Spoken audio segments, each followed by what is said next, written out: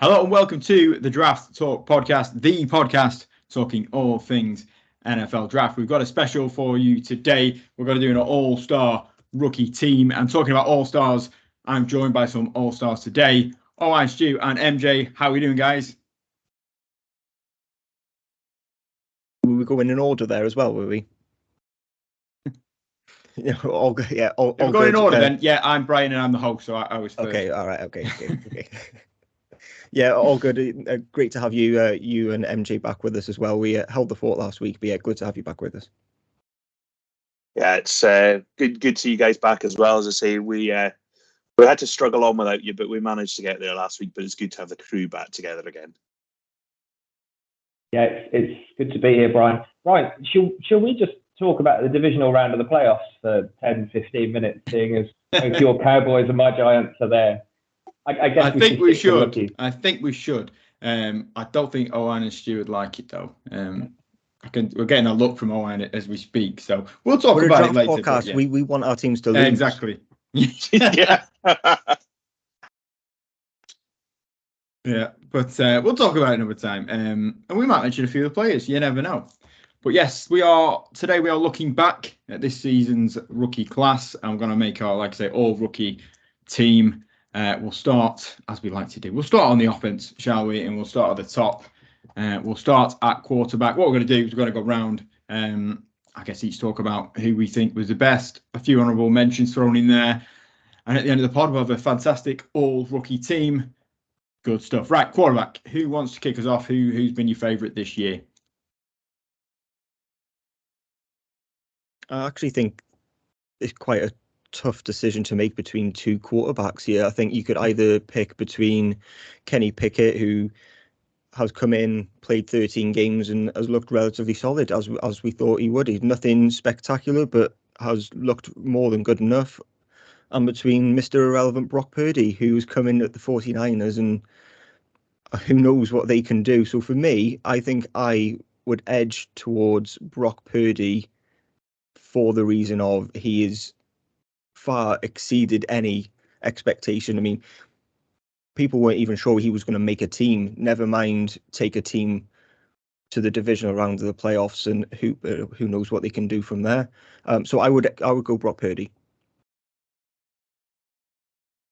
I've gone the opposite way. Surprise, surprise. I went for Kenny Pickett, the first quarterback selected in last year's draft. He hasn't set the world on fire, but he also hasn't been a dumpster fire. I think he's gained in stature as the season's progressed, overcame a talent-poor offensive line, and I know see that there's been question marks about. I know Matt Canada, there has been question marks about whether he was going to be the OC next year. I haven't seen anything coming out yet, but Owen has indicated me he looks like he's gone. No, he's gone though, isn't he? Surely. I thought you were saying to me he has gone, but no, yeah, he's kind of overcome all that. He's got a decent completion percentage. He's not thrown a load of touchdowns, only 7. He's rushed a little bit, but I think he's looked more than solid. He's for me, Brock Purdy.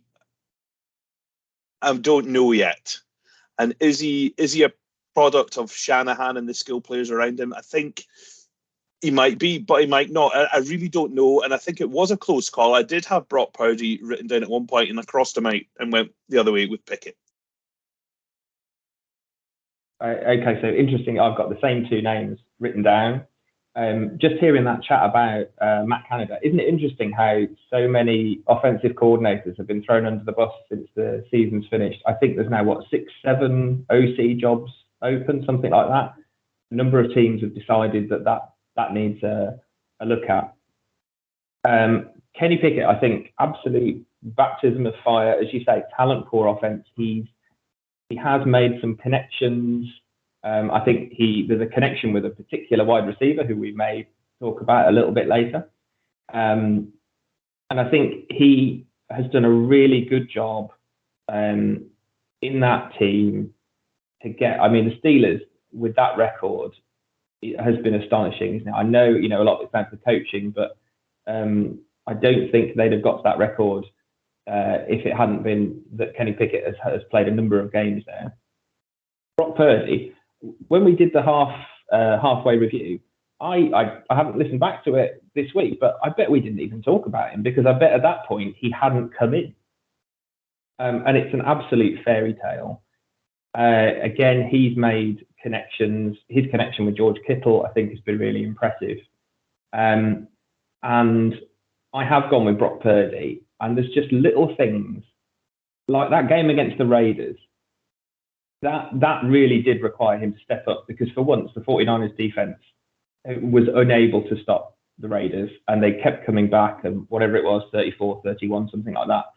I think he is in part, his success is a product of the scheme. I think if Purdy had to go in at one of the other teams, he wouldn't have had the same sort of record. But I'm going with the fairy tale here. I can't believe, I mean, if you'd have said, when he came in, everybody was basically going, that's pretty much the 49ers' chance of a Super Bowl win out the window. You know, they might make the playoffs. Them and the Seahawks were still neck and neck at that point. But somehow they are, you know, you look at the NFC and at the moment it's probably, sorry, Brian, it's probably them or the Eagles. But, you know, Purdy, let's go with the fairy tale. So, yeah, Brock Purdy for me. Can't really argue, and I'm not going to. It did come down to those two guys, and I guess you guys like the fairy's tale over the boring steady Eddie. Are you going to draw things up, Brian, or have you gone Purdy as well? Yeah, yeah, Purdy. Same. It was between them two, wasn't it? There wasn't really Bailey's up, but everyone else was a mile behind, and yeah, I do agree. I think Purdy's obviously he's in a better offensive system, a better overall team. That obviously helps. I think Pickett's been good, but yeah, I think Purdy wins that. Congrats! This will be the last win he gets this season, hopefully. Running back, we could have a bit more of a disagreement here. Maybe Stu, I'll start with you. Who have you got as your rookie running back of the year? Again, for me, it came down to two players, which it might come down to in a lot of these positions. And it was mega close, and I've flipped and flopped my decision all day. But I've gone for Kenneth Walker from the Seattle Seahawks. He has done a really good job since he came in. He missed the first week and he missed week 14, but he's played every other week. He's led all rookies in rushing with that 50 yards over the 1,000 yards, 9 touchdowns.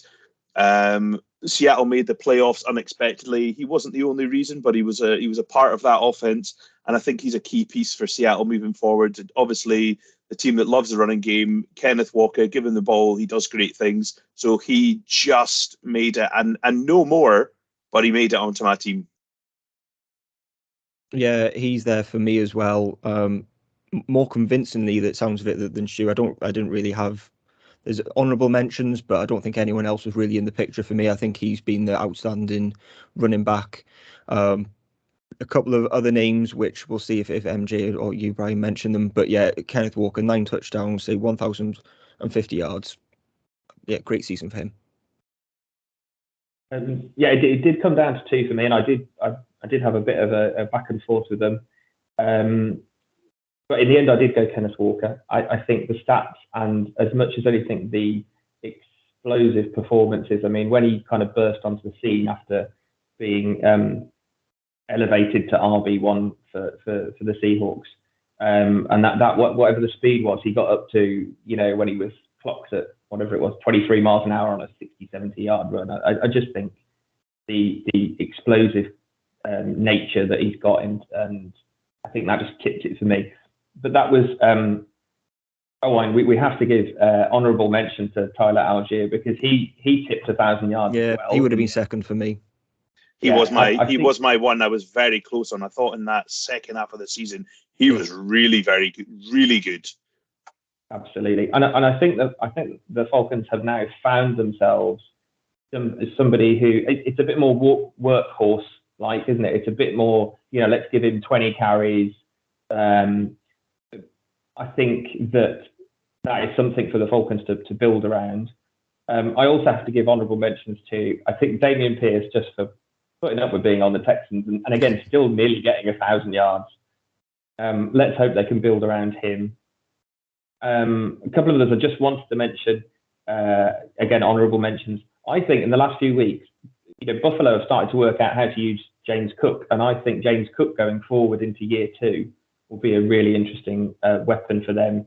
And then I didn't want to forget that if it wasn't for the injury in like week 4, we'd have been talking about Breece Hall. I'm sure we would have. And he would have run away with this. Yeah, literally, absolutely. No pun intended. So, straight away, I'd say Breece Hall is a candidate for next year's like comeback player of the year. Yeah, I've gone Kenneth Walker, but it's close. I almost went Damien Pierce. Obviously, he sort of he flew out the blocks, didn't he? At one point, he was on for 1,400 yards, but then I don't know. Well, he ended up injured, just sort of fizzled out. So, but yeah, there's a few others in there. But yeah, Kenneth Walker, it'd be hard to go against him, wouldn't it? He's done a great job. The running back at the Seahawks. All right, let's go. Let's go tight end next. MJ, you can go first here. Thank God for that. Oh, cheers, Brian. Thanks.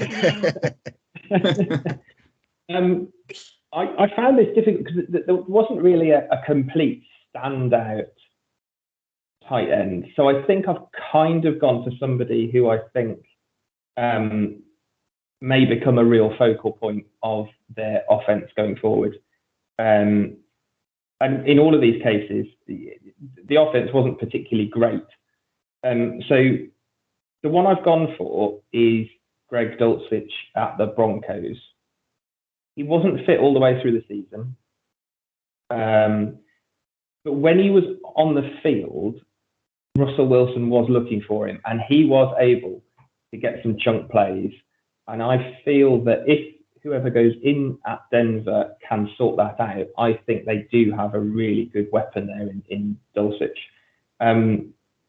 Honourable mentions wise, I didn't really register this until I started to look through the stats. But Okonkwo at the Titans, I think he actually leads in terms of numbers of yards and so on. But I think the Titans' offense was kind of so vanilla. I didn't really notice that he was doing any good.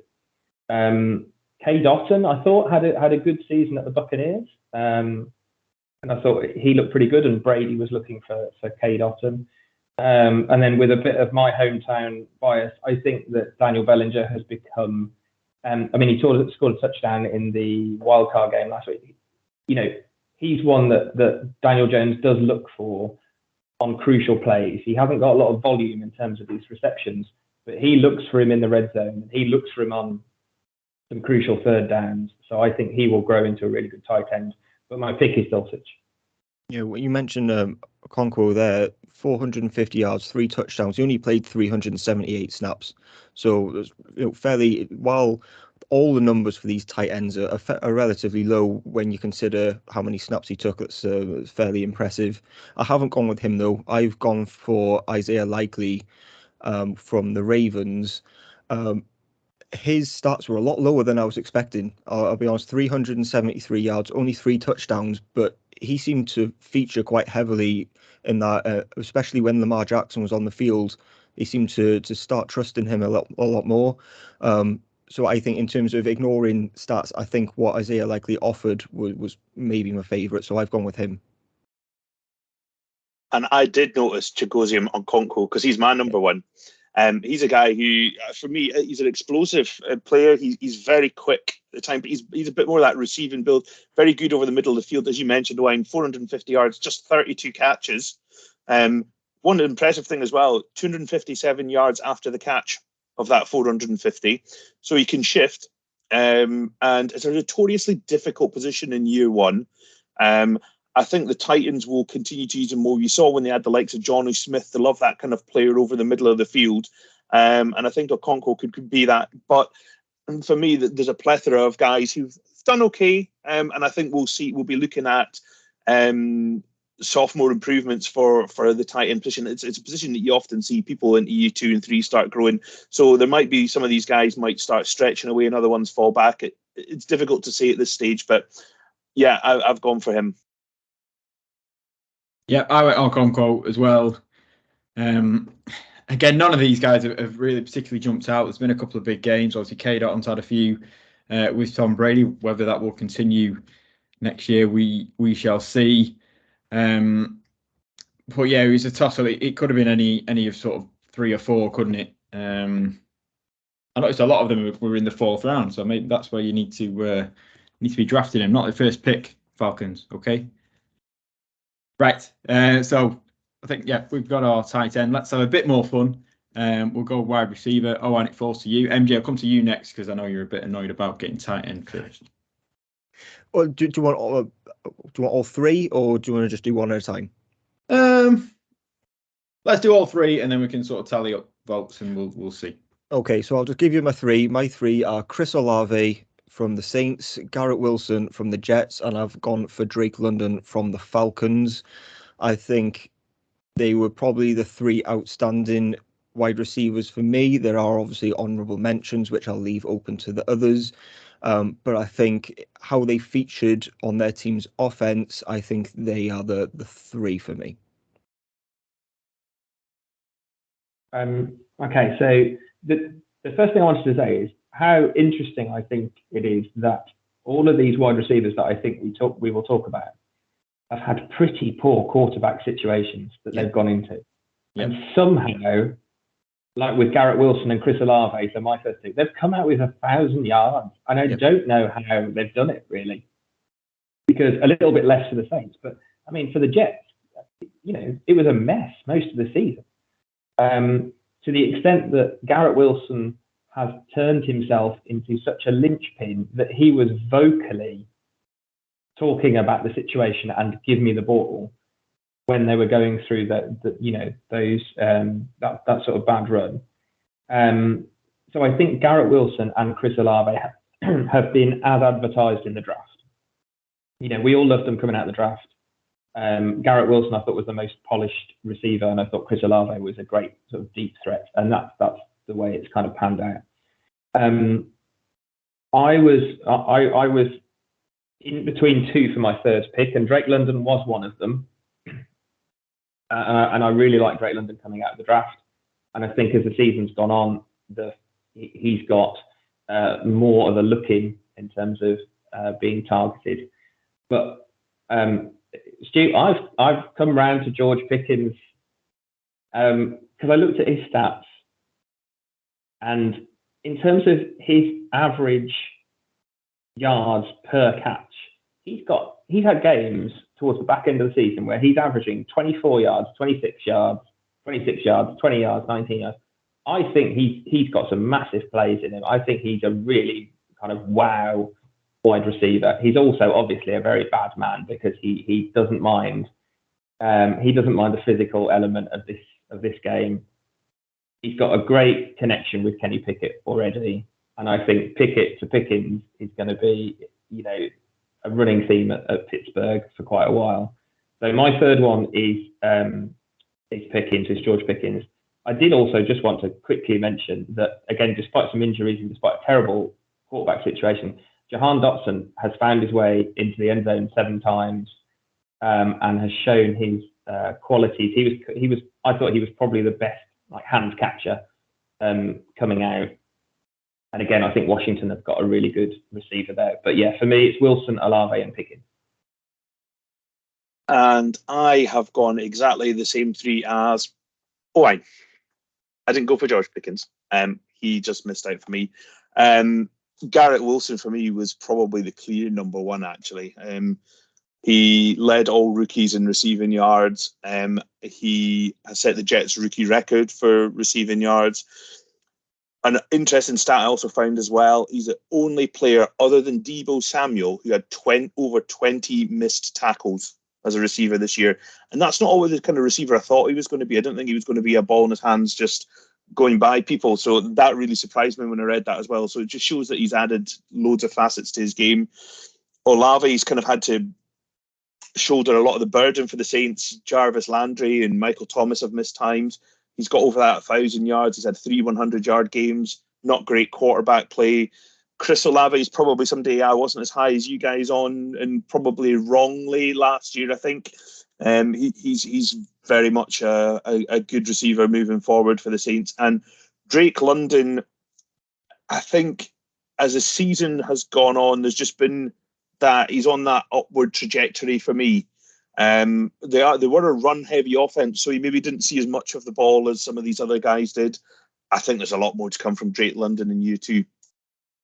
Yeah, and I think a lot of that was more down to just his usage. Like, his stats aren't up there with the others, only 866 yards, but for some reason, the Falcons just wouldn't throw him the ball for the first 8 or 9 games of the season, and all of a sudden they started using him again. So I don't think the stats always tell you the story there with him.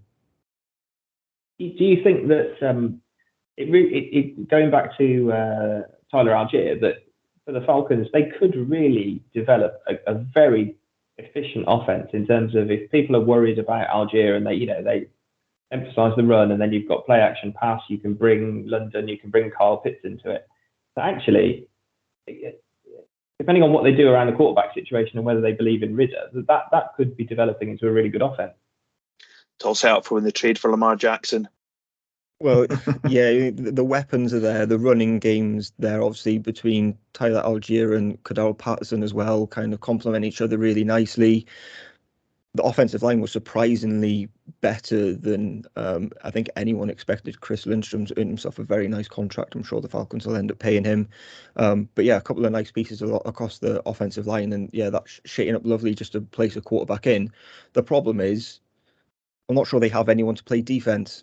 And I'm sure that will be addressed in the upcoming draft. Well, I say that, I've said that for the last 2 seasons, so I'm not sure it will be addressed. It should be, but we'll see. Yeah, I've gone the same as Owen and Stu. It was, it was tough. There's been, well, as we said, going into the season, there's some really good, talented players. But I mean, Christian Watson, he's one of the rare receivers mentioned who's got a good quarterback, but he had a fair few big time drops. But yeah, then it was how many have you got there? 5, 6, 7, 8 that had really good rookie seasons, and I think are going to continue to improve as we go. So yeah, our 3 receivers there: Chris Olave, Garrett Wilson, and Drake London. We'll start off for you, Stu. It's offensive line. We'll go left. We'll start with left tackle, shall we? Who have you got there? I found actually the tackles quite difficult to fit. But the guy I've gone for at left tackle, I've gone for 2 who've played predominantly left tackle, unfortunately. So one's going to have to play on the right side, but hey-ho. That's fine. I've gone for Braxton Jones from the Chicago Bears as a left tackle. A guy who's pretty unheralded. There's lots of guys went in front of him. He claimed a starting role from week 1. His first few weeks were a bit ropey. He let 4 sacks in the first 4 weeks, only 3 since then. He's played every single snap on that poor Bears offense. He's really not had a lot of help beside him at all. He's a run game mauler. He's a big help for Justin Fields in that running game. He's improved as a pass protector week on week. And I think for someone who's really not expected to have done very much in week 1, I think that they've got a left tackle sorted out. They need to sort out 4 other spots on that offensive line. But Braxton Jones for me has been a big surprise, and I've been really happy to see what he's done. So he's taken my left tackle slot. I absolutely knew you'd do that. Very predictable there, Stu. Because you've done that, I haven't. Yeah, I was looking. What a surprise! The mind games. It was never in doubt. So I've gone Charles Cross from the Seahawks. He was my second choice.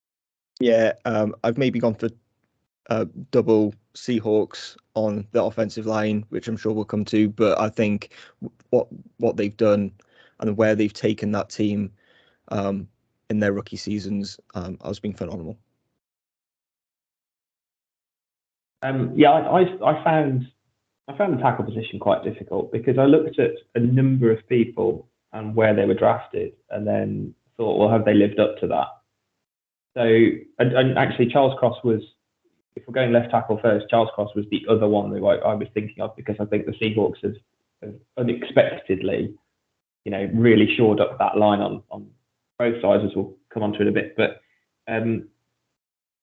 picking up on Stu's point around perhaps unexpected value of drafting a tackle. So I've just looked him up because I didn't know what position it was, but Braxton Jones was round 5, pick 168.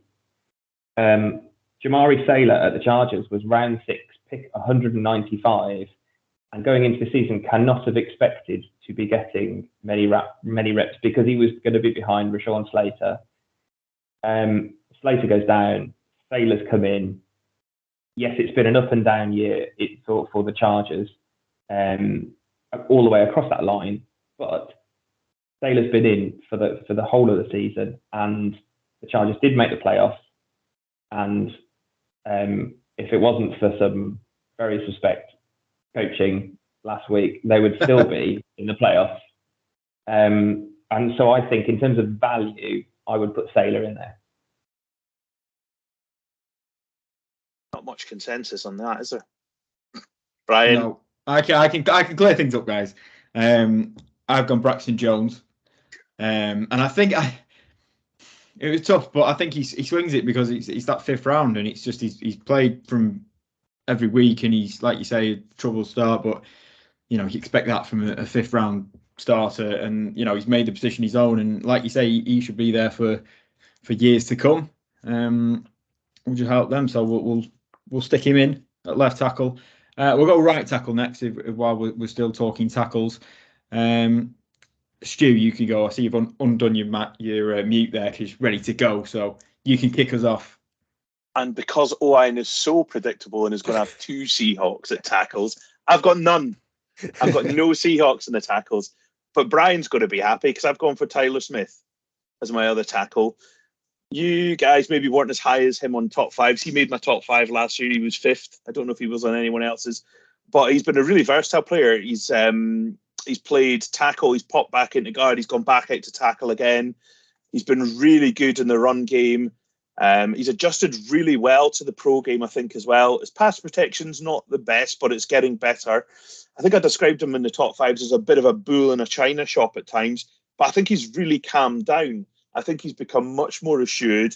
He looks a competent, confident player, and he's forced Tyron Smith to move.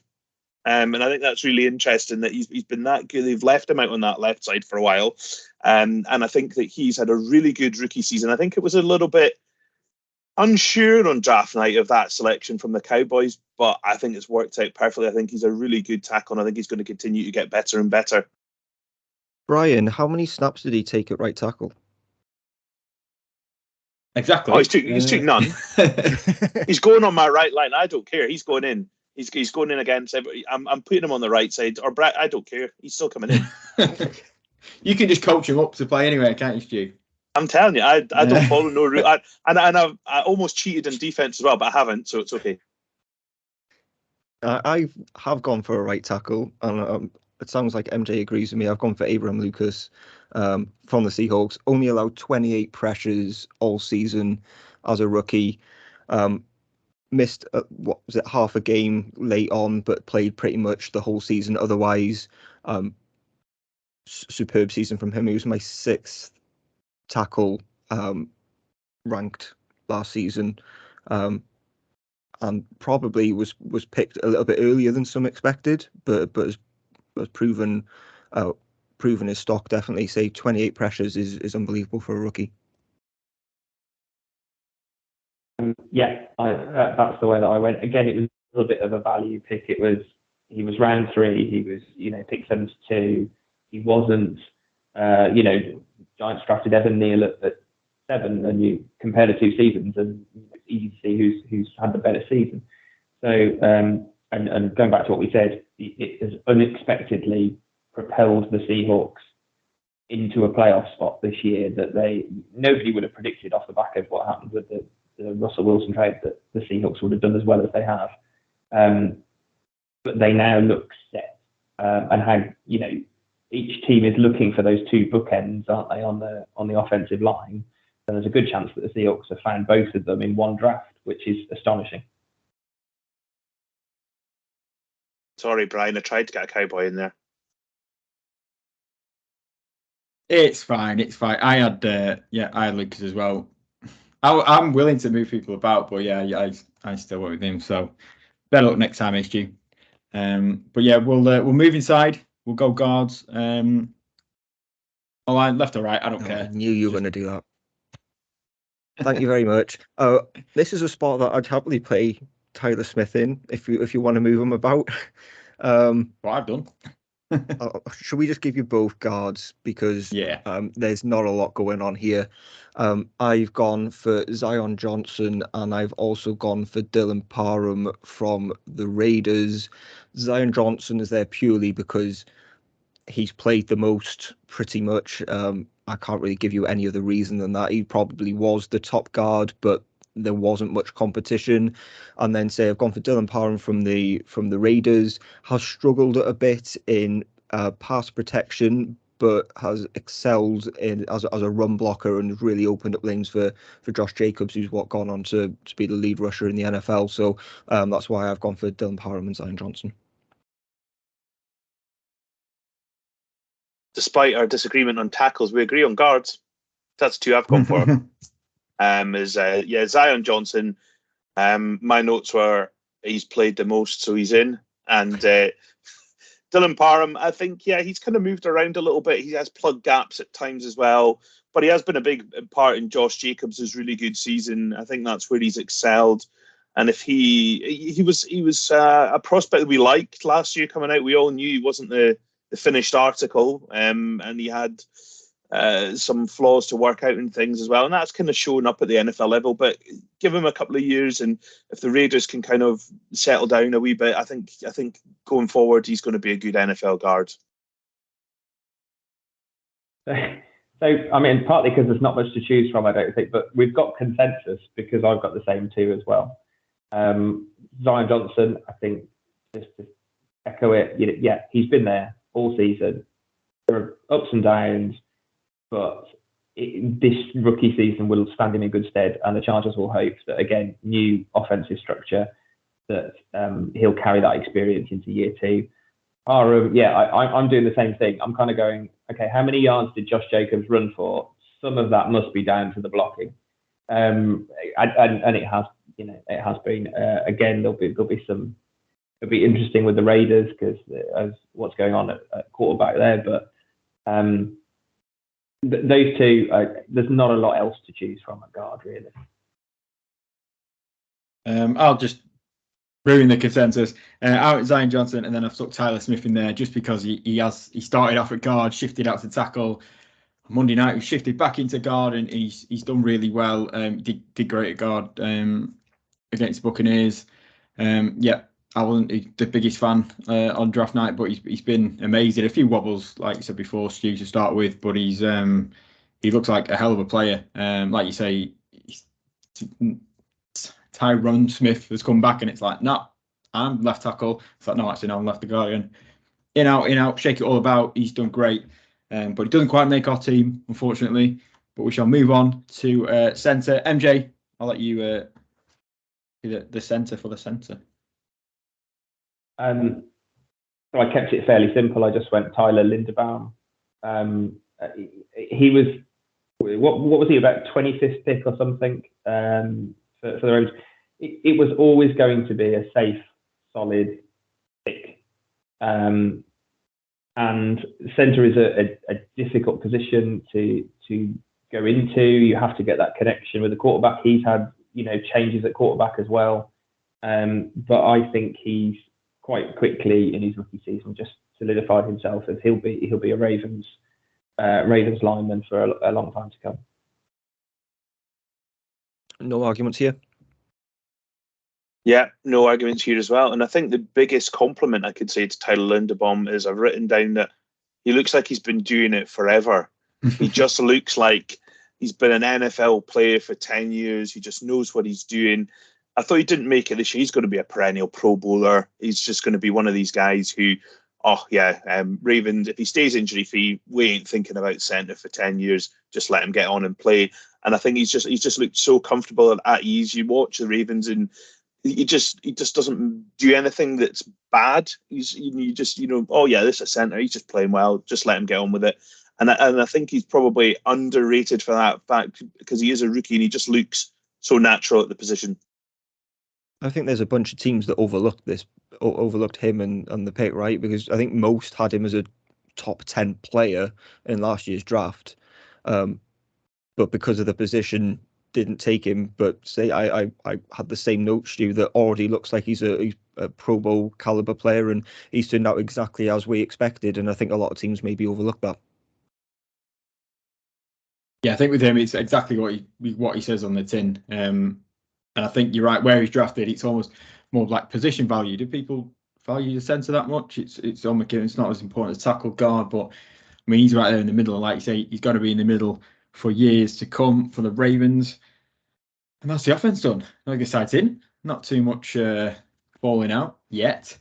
But let's move across the field to defense. We'll start on the edge. We'll start with defensive linemen, defensive edges. Yeah, MJ.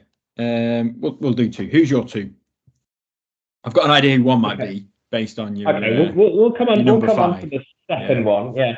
But I have to say the first one is Aiden Hutchinson. Mm-hmm. I think astonishing season. I mean, the stats themselves, was it 9.5 sacks? I mean, as much as the sacks, the 3 interceptions, which showed astonishing athletic ability, which we hadn't necessarily seen, up to this point. But he's got, 45 pressures, and that Detroit defense wasn't necessarily great all year, was it? I mean, it struggled at times, but Hutchinson has demonstrated, and I think I said this when we did the mid-season review one, that really, in terms of number one pick, I think it was Aiden Hutchinson really over Trayvon Walker. The second one is obvious, Kayvon Thibodeau. I think that, especially for somebody who started the season injured, so he missed the first 2-3 games. And it was obvious when he started that he was still playing, he was still getting up to speed, and it was probably week 5, 6 or so on before he was fully up to speed. And I got to see him when in London when the Giants played the Packers. And one of the reasons for picking him is the concern going into the his rookie season was this thing of does he take plays off? Is he always bang at it every single play? And after watching him, live, he's absolutely whatever has happened in terms of making the pro game, drafted by the Giants, he is a fit at the Giants, whether it's the scheme or whatever. And he's actually only got 5 less quarterback pressures than Hutchinson in, I think it's in however many less games, 3 less games. He hasn't got the numbers of sacks, but I think because of the pressure he's putting on, it's, Dexter Lawrence is getting some of the sacks. It's, Ojulari, when he's fit, he's getting some of the sacks. And he's had some moments when he strip sacked Lamar Jackson against the Ravens. That was basically the win. That did it. He terrorized Washington in the second game against them and did the scoop and score in a very, very close game. So yeah, it was Thibodeau was the second one for me. With honourable mentions, Trayvon Walker gets an honourable mention. He's had a decent season, and actually George Karlaftis as well. I think George Karlaftis has had a good season, but then Karlaftis was kind of. I think we always thought he was sort of workmanlike. He will put in a good shift. He will get a decent set of stats. So I think he's had a good season. But for me, it's Hutchinson and Thibodeau. Yeah, and with Karlaftis, he's again come on the back end of the season that he seemed to struggle a little bit in that first half, but in the back half, that's where his numbers have come from. Yeah, again, Aiden Hutchinson for me, I don't think there's any debate there at all.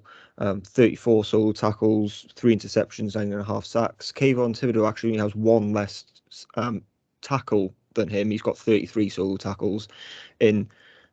Interesting, you went through the games there, MJ. I kind of just wrote the first 6 games off because even though he was coming back, he's then only really a rotational piece while he's getting back to full fitness. So what he's done really has been in a lot less games than Aiden Hutchinson. So I have the same too. I have Aiden Hutchinson, and I've also gone with Kayvon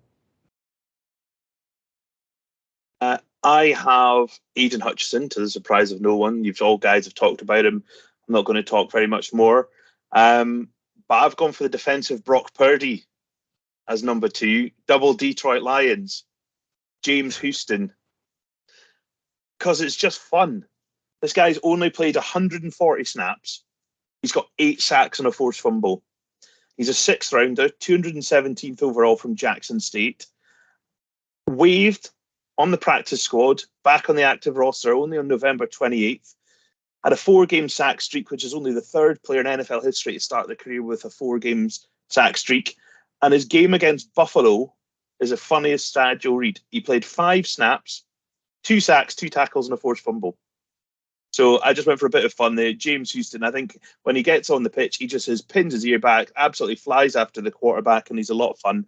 So I thought we'd just mix it up a little bit there because I knew you guys will get the consensus anyway. So James Houston is who I went for the other one.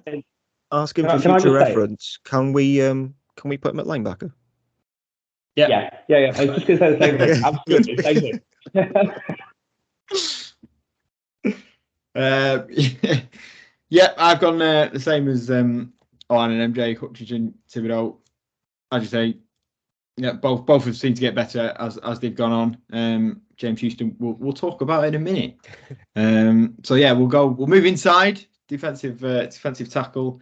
Might have been a struggle to find too, but let's see who we've got. Owen, did you find any?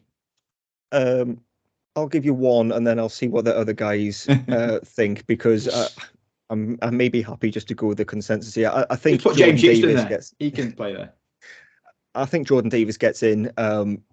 Say injured in the back half of the season, but was great in the first half of the year. You know, the Eagles missed him so much that they went out and kind of signed Ndamukong Suh and needed some more big guys on the line. So I think he has actually been a big miss for the Eagles. So he gets in for me, but I think there's just a bunch of names otherwise, and there's no one really that stands out. So I'm interested to see what the other guys think.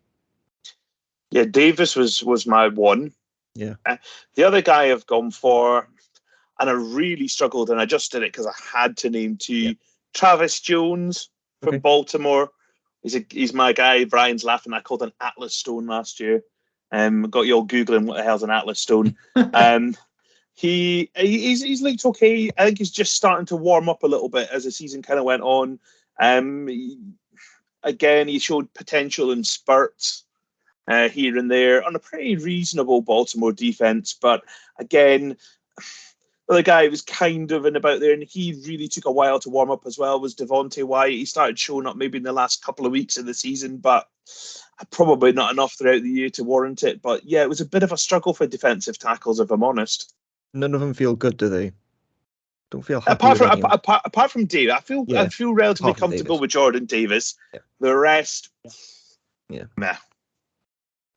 Yeah, I would agree. Yes, the Atlas Stone. I'd forgotten the Atlas Stone. I'll have some more for this year. Don't worry. Oh, good. Well, you've just reminded me that Travis Jones was the Atlas Stone, and I think I called Jordan Davis the Gravity Well. Yes. And I think that has come to pass. I mean, again, in terms of players who are as advertised, that's what Jordan Davis is. You know what you're going to get. He's obviously in a very good situation. I mean, the Eagles' defensive line is frightening.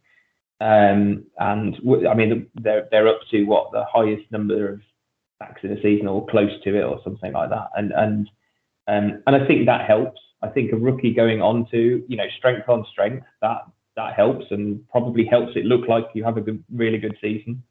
So I think probably shout out to the rookies that we've talked about where they played on a bad team and had a really good season.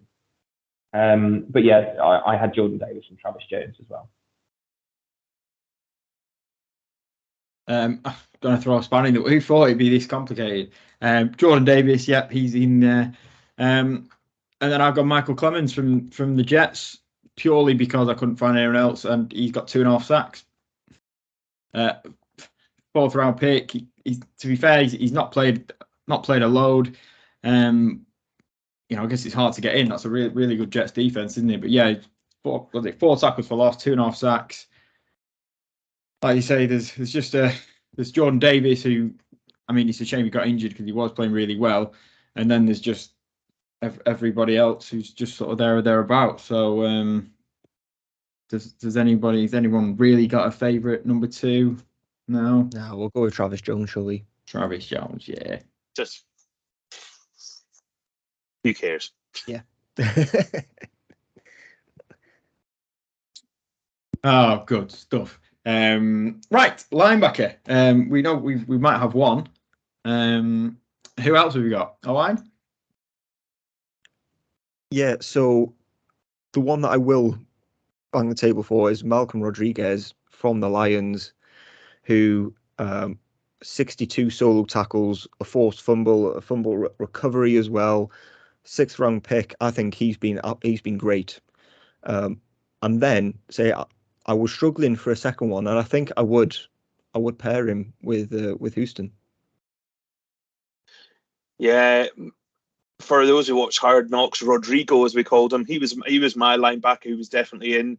I think he's aggressive. I think he's got an infectious energy about him in that defense. He kind of sets the tone. He gets everyone fired up. He's that kind of player. He makes plays, and his team around him responds. I was saying the Lions weren't a great defense. They've had not a few bad rookies on there, and I think that's going to only set them in good stead next year. I think he's just going to get a bigger role next year. We could be looking at double the amount of tackles, if not more, from Malcolm Rodriguez next year. I think he's allowed to let loose. So he was my one. There was a couple of ones who I think have done okay-ish. I think Devin Lloyd started off really well. The first few weeks of the season, he was like, oh, he's on fire. And then he kind of just slowed down a little bit, and Chad Muma started getting in a bit more, and he just didn't have that, I'm the dominant guy in this defense. He always seemed to be around the ball, and the first few weeks he was really good. Another one, Jack Sanborn for Chicago. I think he had a good little run there. He had 47 tackles, two sacks. A guy from Wisconsin, but he didn't play enough. I think there's probably more to come from him. So the only one I'm really going to thump the table for is Rodriguez as well. So so I'm going with those as well. I'll go. So it's an all Detroit, linebacker core there. In terms of James Houston and Rodriguez. The other two that I wanted to mention. So going back to Devin Lloyd, I think you summed it up really well there, Stu. What happened with Devin Lloyd? He started off really well, and then towards the back end of the season, it's him, it's Chad Muma. I'm really intrigued. I think when we have the discussion about the linebacker position, when we talk about rookies, the next draft, when we talk about draft 2023, I think it'd be really interesting because the position, is it starting to get a little bit lost now with, safeties are getting bigger, strong safeties. You got that kind of, it's obvious if people are a cornerback or on the defensive line, but that kind of the bit in the middle, linebacker, strong safety, there's, the hybrid players. And I think that rookie linebackers, it's a really tough gig for rookie linebackers at the moment. But Lloyd's stats were good into 60 solo tackles. The other one I wanted to talk about, who I was, from one aspect you would consider was Quay Walker at the Packers. He got 75 solo tackles. He was all over the place. His range, his speed, but he's also been an absolute Egypt at times. I love that Scottish word, an Egypt. Yes, love it. He's been in Egypt. 2 ejections. And he seems to want to have it out with opposition training staff more than players. So I can't put him anywhere near a rookie team of the year. And I really hope in the off season he sorts that out and he has to think about it. Maybe it's a maturity thing. Maybe it's the heat of the moment. What was going on with the Packers? They got so close in the end, didn't make it. But he needs to sort that out because the talent is there in terms of what he can do positively on the field. Him and Devin Lloyd missed a boatload of tackles as well, which you just can't do at the linebacker position. And I think Quay Walker's was almost his missed tackles was trying to be the absolute hard man as well, and he was just absolutely racing at people, and then start, and he just miles past them. I think he was just trying to. I don't know, was he just trying to be, I'm the big guy in the middle of the field, I'm going to batter everybody type kind of guy, and he just went a bit the wrong way about it. Yeah, I've got the same. Houston, Rodriguez, Detroit, hell of a draft for them. Yeah, Quay Walker's great in spurts, wasn't he? But like you say, putting it very politely, an absolute idiot. A Burke. But you could. There's so many words you could say. A Burke. Right. Yeah, cornerback we'll do next. We'll have three corners. Shall we do all three? Is that easiest, I think. Yeah. Stu, go to you first. Who are your three corners? So I've gone a relatively traditional and gone two corners and a slot corner. I think the first two, the outside guys, will probably be not very much of a surprise, and I'd be surprised if you two guys didn't have them. First one is MJ's man, the Sauce, Ahmed Gardner, New York Jets. He's been as advertised and more. He's already one of the top corners in the league, never mind rookies.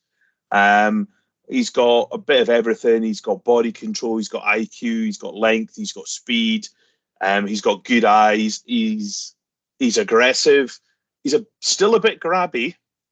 But yeah, Sauce has just been phenomenal in his rookie year in a position that is difficult to play as a rookie. Switching over my play, this one is one of Owine's guys, Tariq Woolen. Owine really liked him last year coming out of the draft. Particularly early in the season, he was really, really good. I mean, that 6 interceptions is phenomenal. He's a great athlete. He's so quick. He defends passes well. He's got great length, speed. Can he do it in year 2? Hopefully. But yeah, Tariq Woolen's been really good in year 1. I don't even know if you guys are going to be anywhere close on this third guy. But I'm going to be an absolute homer. It's the only undrafted rookie, Kader Kuho of Miami Dolphins. He's been a really good slot corner for a rookie, and he is a firecracker of a player. He's really sticky. He's got good footwork, excellent tackler. He's had 1 pick, 1 forced fumble, 72 tackles, of 5 which for a loss, 10 passes defended. He's been a revelation for Miami, where they've really struggled at corner. Where he came from, don't really know. He appeared out of nowhere, playing on the Dolphins, and I think he's been great. Okay, so disclaimer, despite making the rules for how we're doing this, I somehow only wrote down 2 corners. So bear with me. Guess who those 2 are. Sauce Gardner, 2 interceptions, only 344 yards allowed on 642 coverage snaps, which is unbelievable. He graded as the best corner in the NFL on PFF this season, so that shows how good he's been. And again, Tariq Woolen, 46 tackles, 6 interceptions, pick 6, 2 fumble returns, and a blocked kick as well. So unbelievable season for him. I think I would agree with you with Kudo there, Shu. The only other person that I was thinking on the top of my head there, missing out the slot guy, is that Kyle Hamilton's played quite a bit in the slot and has looked pretty good for it. So he would maybe be off the top of my head one that would fit in there, but I'm happy to go with that. I had him as slot and kind of forgot about Kuhu for a second, so I moved Hamilton. Spoiler alert. So obviously the first 2, yes, Sauce Gardner, Tariq Woolen. You've both mentioned just how successful both of them have been. Sauce Gardner's a Pro Bowl starter. How many times has that happened for a rookie cornerback? I don't know. I would imagine it's rare. And Tariq Woolen has that again, that additional bonus of being a much later pick. We probably should have guessed that Sauce Gardner was going to have a good season. I don't think anybody could have predicted how good, but first round pick, what was he, number 4 or something like that? But Tariq Woolen was he fifth round, something like that again. The one, my third one was actually to kind of remember somebody who ended up on injured reserve and then didn't complete the whole season. But at the Patriots, Jack Jones at cornerback he was having a really good season. He was a later round pick, and I thought he was really having a very, very good season and looked like a very good value cornerback. But to be honest, Stu, we need to have a Dolphin on, don't we? I'm happy. I'm happy to go with you on that. Let's have a Dolphin on the squad.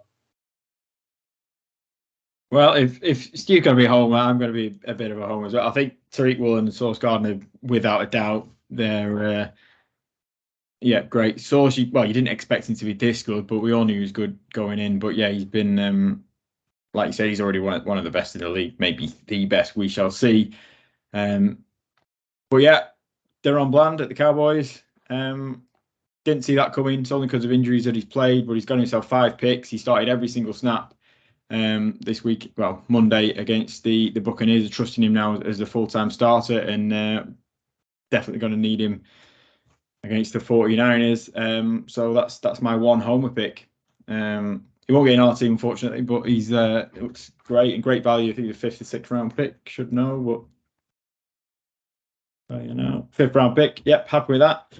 Oh, and have you got 3rd yet? Or you sticking with? No, I'm happy. I'm happy to go with Stu there. I was just looking at where I had Tariq Woolen ranked last year, because how did he get to the 5th round?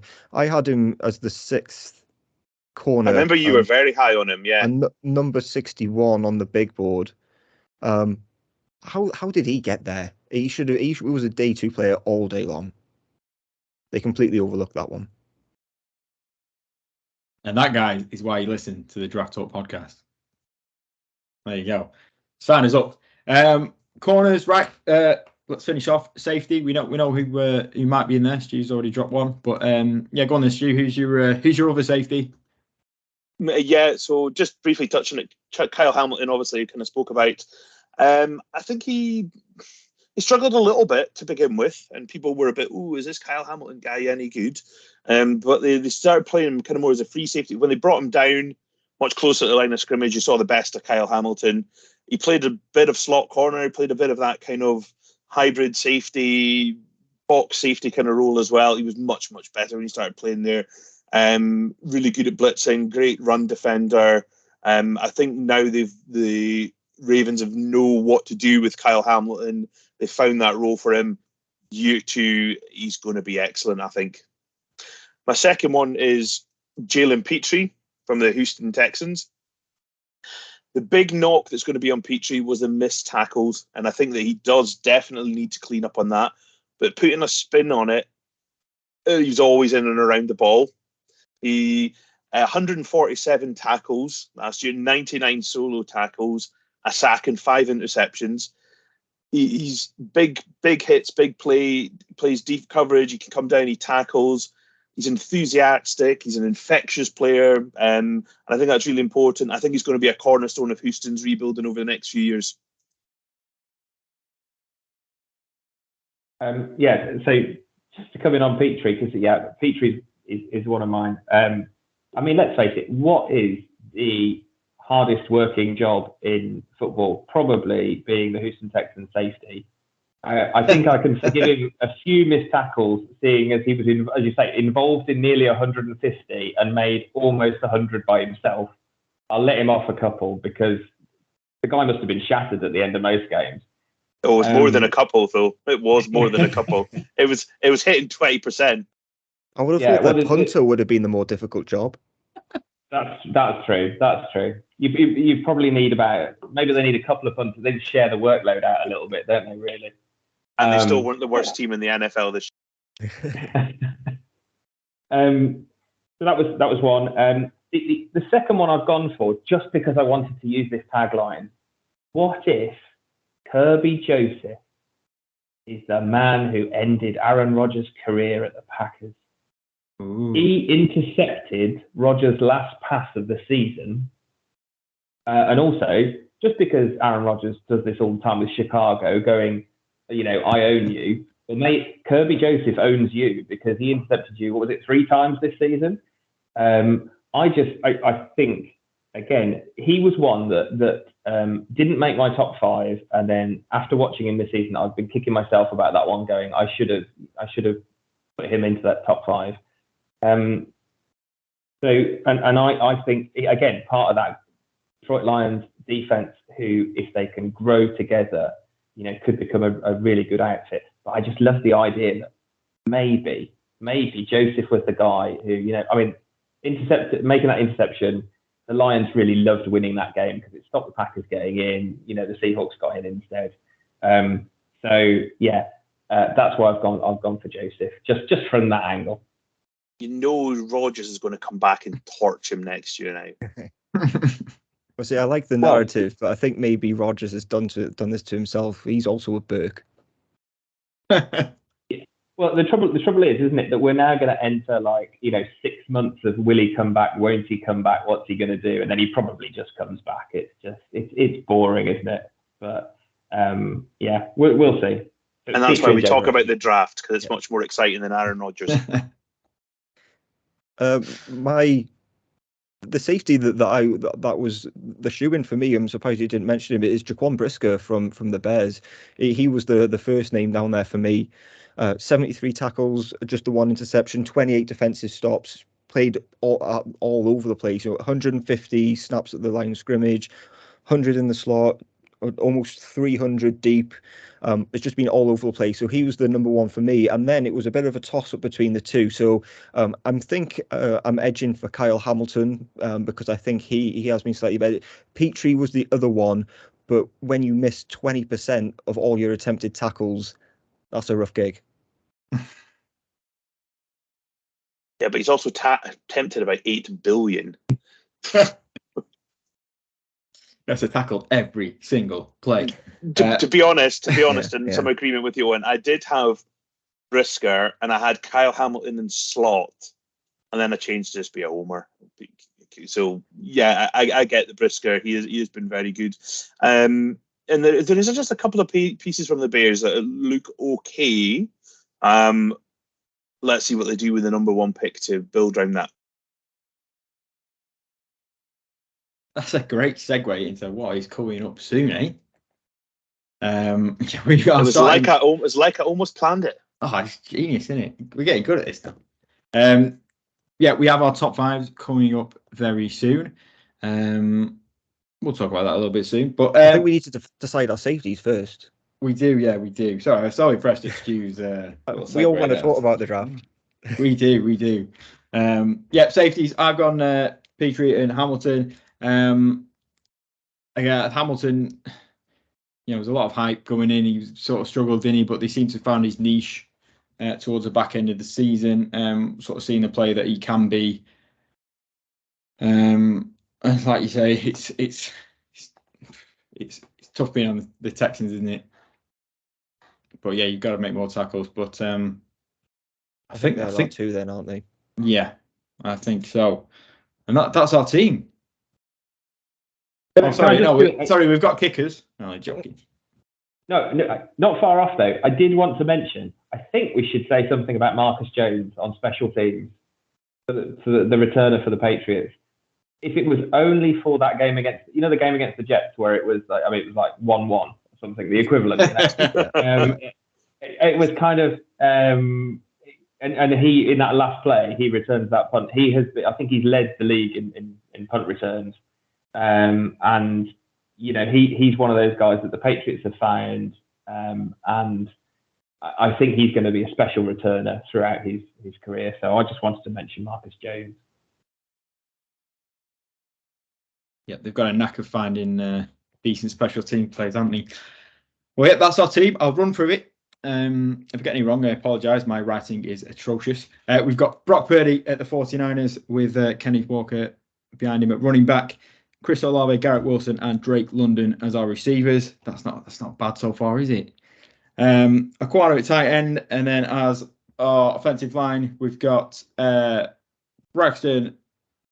Oh, my writing is really bad. Zion Johnson, Dylan Parham, Linderbaum, and Lucas. On defense, we've got Aiden Hutchinson. We've got Thibodeau. I definitely can't. How do you say his first name? Kayvon. Kayvon. See, I know that. I've just seen my scribble and I'm like, oh. We've got Jordan Davis and reluctantly Travis Jones as our 2 defensive tackles. James Houston and Rodriguez, a Detroit pairing at linebacker. Tariq Woolen, Sauce Gardner, and Kahu. We're saying that right? Kader Kuhu. I'll tell you what, you're nailing this. I'm supposed to have the bad writing. I should start typing it up. Man, it'd be all right. We could my writing's supposed to be the bad one. Oh, they've got Petrie and Kyle Hampson as safety, and there we go. That is our all rookie team. If you're into rookies and you're into draft, you're at the right place. And like I said, we've got our top 5s coming up soon. We just had Stu and Owain run through their first round locks. Listen to that; it's great. All the names that you're going to be hearing a lot of in the next few months. And of course, we've got all the stuff on the website, scouting reports, and of course, a lot of playoff stuff. We're still in the playoffs. Best of luck to MJ and the Giants, and of course, best of luck to me and my Cowboys. And we'll see you in the NFC Championship game, MJ. How's that sound? Very good. And I think that's all we've got time for. Anything else to add, guys? All good. Good stuff. But yeah, one of us will type this up so you can actually comprehend who's in our team. And thank you very much for listening. We'll see you very soon. We're going to fly into our draft coverage. It'll be here before you know it. So yeah, thanks for listening. Take care. I will see you soon.